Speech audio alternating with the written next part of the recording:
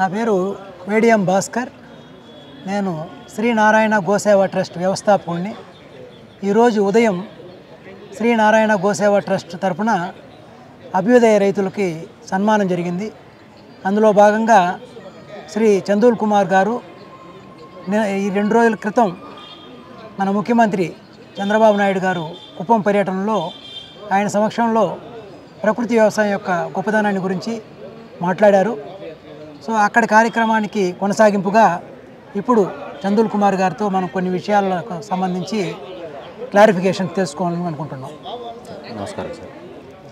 ప్రకృతి వ్యవసాయంలోకి రైతులు కానీ ఇప్పుడుండే యంగర్ జనరేషన్ కానీ ఎక్కువ మంది ఈ వైపు మళ్ళాలంటే ప్రభుత్వ పరంగా ఏం చేస్తే ఎక్కువ మంది ప్రకృతి వ్యవసాయం వైపు వస్తారనేది అది సార్ మెయిన్ ఏంటంటే మనం నిన్న సార్ కూడా సీఎం గారికి కూడా మాట్లాడుతూ ఆయన కొన్ని సూచనలు విలువైన సూచనలు రైతుల నుంచి తీసుకున్నారు. ఆయన ఏం చేయబోతున్నాడు అనేటువంటి విషయం కూడా చెప్పాడు. ఇప్పుడు ప్రకృతి వ్యవసాయం మీద శిక్షణ కేంద్రాలు నడపాలి. ఎంత కాదనుకున్నా మన తాతలు చేసినటువంటి వ్యవసాయం చాలామందికి ఇప్పటికి గుర్తుండదు. ఈ ప్రకృతి వ్యవసాయంలోకి రావాలనుకున్న రైతులు కూడా నేనేం చెప్తానంటే మైండ్లో మీకు నాలెడ్జ్ ఉంటే కూడా కంప్లీట్గా రిమూవ్ చేసి జీరో నాలెడ్జ్తో రావాలి. అట్లాగే ప్రభుత్వాలు ఏం చేయాలనంటే ఇప్పటికి ఎవరైతే బాగా చేస్తున్నారో ప్రకృతి వ్యవసాయం చేసే రైతులు ఎవరైతే ఉన్నారో వీళ్ళకి ఒక ట్రైనింగ్ సెంటర్స్ లాగా కొంత వాళ్ళు మోడల్ ఫీల్డ్ సొంత పొలం కావచ్చు లేకపోతే గవర్నమెంట్ ఒక డెమో ఫ్లాట్ కావచ్చు చేసి ఆ రైతులను అక్కడికి రమ్మని చెప్పి ఈ ఫ్లాట్ ఎలా ఉంది, ఎలా నాటుకోవాలి, ఏ పంటలు ఎట్లా ఉండాలి, కాంబినేషన్స్ ఏంటి, యాంటీ కాంబినేషన్స్ ఏంటి ఉన్నాయి వీటిలో ఇవి చెప్పి వాళ్ళతో చేయించగలిగితే చాలా అద్భుతంగా నడుస్తుంది. ఒకటి ట్రైనింగ్ సెంటర్లు నడపడం, రెండవది ఇన్పుట్స్ అందరు రైతులు కూడా తయారు చేసుకోలేకపోవచ్చు. మొదట ఆ ఇన్పుట్స్ తయారు చేసుకోవడం అనే దానికి మీద ఒక ట్రైనింగ్ సెషన్స్ నడవాలి. పాలేకర్ గారు ఆయన చేతితో పేడ తీసుకొని పంచితం తీసుకొని జీవామృతం ఎలా కలపాలి, టైప్ 1 ఘనజీవామృతం ఎలా తయారు చేయాలి, టైప్ 2 ఘనజీవామృతం ఎలా తయారు చేయాలి ఆయన చేతులతో చేశాడు. పంచగవ్య ఎలా తయారు చేసుకోవాలి ఇవి మనం రైతుల దగ్గరే మనం చేయించవచ్చు కాక లేదా దానికి సంబంధించిన అధికారులకు ట్రైనింగ్ ఇచ్చి వాళ్ళు రైతులకు నేర్పించగలిగితే ఇది కొంత సులభం.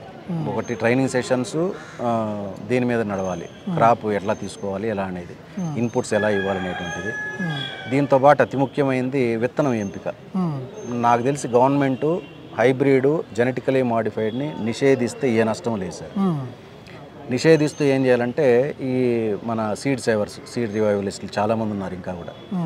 వాళ్ళని ఇప్పుడు పాలేకర్ గారిని ఏ విధంగా అయితే జిల్లాలకి తీసుకొచ్చి ట్రైనింగ్ సెషన్స్ నడిపాడో ఇప్పుడు ఈ 5 సంవత్సరాల్లో ఒకవేళ సీఎం సార్ అనుకుంటే ఈ విత్తన నిధిని నడిపేటువంటి వాళ్ళు దేబల్ దేవ్ గారు కావచ్చు లేకపోతే సబర్మతి గారు ఒరిస్సాలో ఉన్నటువంటి వాళ్ళు కావచ్చు, తమిళనాడులో కొంతమంది మంచి రైతులు ఉన్నారు, మన 2 తెలుగు రాష్ట్రాల్లోనూ చాలామంది గొప్ప వాళ్ళు ఉన్నారు. వీళ్ళందరి దగ్గర సెషన్స్ ఏర్పాటు చేసి నాణ్యమైనటువంటి దేశీ విత్తనం ఎలా ఉంటుంది, మీరు పంట వేసిన తర్వాత కల్తీ లేనటువంటి విత్తనాన్ని ఎలా తయారు చేసుకోవాలి. ఎందుకంటే విత్తనం మీదనే పంట దిగుబడి ఆధారపడింది, విత్తనం మీదనే మనం వేసేటువంటి ఇన్పుట్స్ ఆధారపడింది, విత్తనం మీదనే విత్తనం మీద ఉన్నటువంటి నాలెడ్జ్ మీదనే ఈ తెగుళ్ళు, ఈ వైరస్ ఇవన్నీ అటాక్ ఎట్లా నియంత్రించాలి, మేనేజ్ చేయాలనేటువంటి దాని మీద ఆధారపడింది. కాబట్టి వ్యవసాయ విధానం మీద ఎట్లయితే ట్రైనింగ్ సెషన్స్ నడిచాయి పాలేకర్ గారి మీద, విత్తనం మీద నడవాలి సార్. అప్పుడు నిదానంగా క్రమేపీ హైబ్రిడ్ జెనెటికలీ మాడిఫైడ్ని కంపెనీల నుంచే తగ్గిస్తూ పూర్తిగా మనం నియంత్రణలోకి తీసుకురావచ్చు. అప్పుడు మనకు ప్రకృతి వ్యవసాయం సులభం అవుతుంది.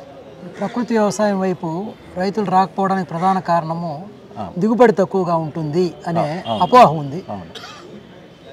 దాన్ని ఏ విధంగా మనం అధిగమించాలి? అదే సార్, అపోహ అనేది నిజమే. అది ఎందుకంటే ఒక విత్తనం సార్ మనిషిలాగానే. ఇప్పుడు మనం కుప్పంలో ఉన్నాం, వెంటనే రాజస్థాన్ విపరీతమైన ఎండలు, మనం వెళ్తే ఒక 3-4 డేస్ పడుతుంది మనం ఆ క్లైమేట్ కండిషన్ తట్టుకోవడానికి. అక్కడి నుంచి మళ్ళీ వెంటనే హిమాలయాలకు వెళ్ళామనుకోండి మళ్ళీ ఒక 4-5 రోజులు టైం పడుతుంది. విత్తనం కూడా మన పొలంలోకి ఎక్కడో పండినటువంటి విత్తనం దేశీ విత్తనమే మన పొలంలోకి తీసుకొచ్చి వేయడానికి కొంత సమయం పడుతుంది అడ్జస్ట్ అవ్వడానికి. అయితే మన పొలంలో ఇప్పుడు నా పొలంలో నేను తీసుకున్నటువంటి విత్తనాన్ని నేను జాగ్రత్త చేసి విత్తన శుద్ధి చేసి జాగ్రత్త చేసి పెట్టుకుంటే రెండో పంటకి నేను నా పొలంలో వేస్తే అంత టైం పట్టదు అడ్జస్ట్ అవ్వడానికి. మొదటి పంటకు దిగుబడికి రెండో పంట దిగుబడి పెరుగుతోంది. కాకపోతే ఇక్కడ దేశీ విత్తనం మీద ఇంకొక నాలెడ్జ్ ఏంటంటే ఏ కార్తెల్లో ఇప్పుడు జనవరి ఫిబ్రవరి నెలలు ఉన్నాయి, అది కాదు మన కార్తెలు అనేటువంటి చైత్రం వైశాఖం మన తెలుగు నెలలు ఉన్నాయి. దాన్ని బట్టి మనకు ఋతువులు 6 ఋతువులు వేశారు. ఆ ఋతుక్రమాన్ని ఋతువుల యొక్క కదలికని, కార్తెల యొక్క కదలికల్ని కొంత గమనించి ఏ కార్తెల్లో ఏ విత్తనం వేయాలి, ఏ సీజన్లో ఏ విత్తనం వేయాలి తెలుసుకుంటే అసలు ఎలాంటి ఇన్పుట్స్ ఇవ్వకుండానే పండేటువంటి విత్తనాలు చాలా ఉన్నాయి. మంచి దిగుబడి వచ్చే రకాలు ఉన్నాయి. మీరు అన్నట్టు దిగుబడి తగ్గడం అదొక కారణం. ఇంకొక కారణం ప్రకృతి వ్యవసాయం వైపు రాకపోవడానికి పండించిన పంట ఎక్కడ అమ్ముకోవాలి అనేది. ఇందాక డిస్కషన్లో గవర్నమెంట్ చేయాల్సినటువంటి మరొక ముఖ్యమైన విషయం కూడా ట్రైనింగ్ సెషన్స్తో పాటు పంట చేతికొచ్చింది, దానికి ఇప్పుడు రైతు బజారు గవర్నమెంటే కట్టించింది.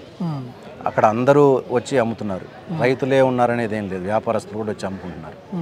అక్కడ ప్రత్యేకంగా ఈ ప్రకృతి వ్యవసాయం చేసేటువంటి వాళ్ళకి సపరేట్గా ఒక సదుపాయం కల్పించగలిగితే వినియోగదారులకి తెలుస్తుంది ప్రకృతి వ్యవసాయం చేసే వాళ్ళ ఉత్పత్తులు, దేశీ కూరగాయలు లేకపోతే దేశీ ఉత్పత్తులు ఎలా ఉన్నాయి, హైబ్రిడ్వి రసాయనాలు వేసినటువంటివి ఎలా ఉన్నాయి తెలుస్తుంది.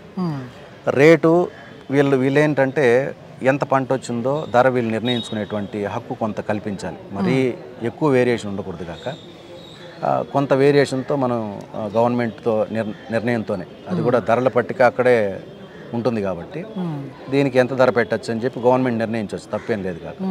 దాని ప్రకారం చేస్తే వినియోగదారులకి దీనికి డిఫరెన్స్ తెలుస్తుంది. వినియోగదారులు వరుసగా వీళ్ళ దగ్గరే తీసుకెళ్తారు, జనరల్గా జరిగేది అదే. అప్పుడు రసాయన వ్యవసాయం చేసేవాళ్ళు కూడా ఇటువైపు మారేటువంటి అవకాశం ఉంటుంది. అది గవర్నమెంట్ ఎంత కాదనుకున్నా తప్పనిసరిగా ఇలాంటి చర్యలు తీసుకోవాలి సార్. మరొకటి, ప్రతి పంటని రైతే పండించినటువంటి ప్రతి పంటని అమ్ముకోలేడు. ఇప్పుడు మిడిల్ మ్యాన్ వ్యవస్థ 40 రూపాయలు ఉండేటువంటి ఒక కూరగాయల్లో 4వ భాగం మాత్రమే రైతుకు వస్తుంది, 10 రూపాయలు, 30 రూపాయలు మిడిల్ మ్యాన్ తీసుకుంటున్నాడు. అట్లా కాకుండా ఈ మిడిల్ మ్యాన్ ప్రమేయం కొంత తగ్గించి 4గింట 3 భాగాలు రైతుకి ఇచ్చి 1 భాగం ఎంత కాదనుకున్నా మార్కెటింగ్ కూడా కష్టం ఉంది ప్రకృతి వ్యవసాయంలో. చేసినటువంటి వ్యక్తికి 1 భాగం, అక్కడ కష్టపడినటువంటి వ్యక్తికి 3 భాగాలని గవర్నమెంట్ ఒక కమిటీని కానీ లేకపోతే వాళ్ళు మిడిల్ మ్యాన్ కానీ ఇప్పుడు కార్పొరేట్ కంపెనీస్ని ఇన్వైట్ చేశారు. కార్పొరేట్ కంపెనీస్కి ఈ విషయం స్ట్రిక్ట్గా చెప్పగలిగితే, కార్పొరేట్ కంపెనీలు ఏం పేద కంపెనీలు కాదు కదా, కొన్నాళ్ళు సపోర్ట్ చేస్తే రైతులకి, అయ్యా మీరు పండించిన దానికి 3 భాగాలు మీకు ఇస్తాం అని ఆ భరోసా కానీ ఇస్తే సార్ రైతుల్లో విపరీతమైన కదలికలు వస్తాయి. మంచి దిగుబడి వచ్చే వంగడాలు ఉన్నాయి.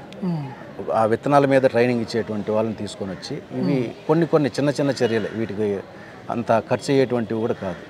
అయితే దానికి సంబంధించిన ఈ పాలసీ మేకర్స్ ఎవరైతే ఉన్నారో వాళ్ళు కానీ ఇన్ఛార్జ్షిప్ తీసుకుంటే, బాధ్యత తీసుకుంటే చాలా తక్కువ టైంలో, నేను సార్కి చెప్పాను సార్, 5 ఏళ్ళు 2029 అనేటువంటిది లాంగ్ పీరియడ్ సార్. కుప్పం నియోజకవర్గంలో 2 సంవత్సరాల్లోనే కంప్లీట్ చేసేయచ్చు మీరు నియోజకవర్గం మొత్తాన్ని న్యాచురల్ ఫార్మింగ్ నియోజకవర్గంగా అని అన్నా. అది ఎట్లా అన్నానంటే ఈ ఆస్పెక్ట్స్లో కానీ వర్క్ జరిగితే ఒక నియోజకవర్గం ఆదర్శంగా ఉంటే ఆటోమేటిక్గా రాష్ట్రం అంతా తప్పనిసరిగా మారేటువంటి అవకాశం ఉంది. మరిన్ని అప్డేట్స్ కోసం బ్యాక్ టు రూట్స్ యూట్యూబ్ ఛానల్ని సబ్స్క్రైబ్ చేసుకోండి.